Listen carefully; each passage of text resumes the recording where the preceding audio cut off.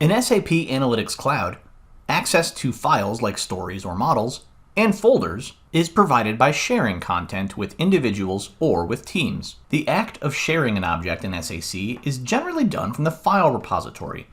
Locate the object you wish to share, whether that's a model or a story or anything else, and click on the Share icon. Please note if an object has never been shared before, you will need to first select it in the checkbox at the left and then locate the Share icon up in the toolbar. This will open up a sharing window. In this window, you can review who the content is already shared with, and you can also add users or teams to share the content with additional individual users or teams, which are groups of users.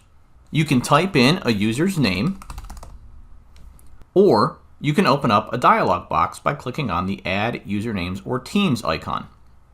Once you've selected users or teams, you then have to determine what type of access to give them to the content you're sharing.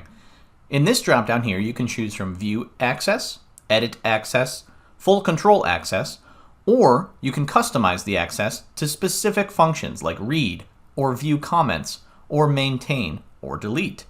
Once you've determined the access to provide, you can choose whether or not the new people will receive an email indicating they now have access to that content. When you're ready, you click on Share. The system will indicate that the sharing settings for these items have been updated, and you can review that in the drop-down here as well. A couple of things to note. We just shared an individual object, and in this case it was a model. That will not only provide people the ability to open up a model and view the structure of it, but they can also view the data in that model when they're looking at a story. However, just because they have access to a model does not mean they have access to view any of the individual stories. Those are their own individual objects that would also need to be shared in order for somebody to view a story pulling in the model's data. Similarly, if I were to share a story with somebody, that does not mean I've provided them access to the data from the model yet. Having access to a story means I can see the structure of that story. I can see that there's supposed to be a bar chart here or a table here, for example. However, the model would also need to be shared with users for those users to see the underlying data.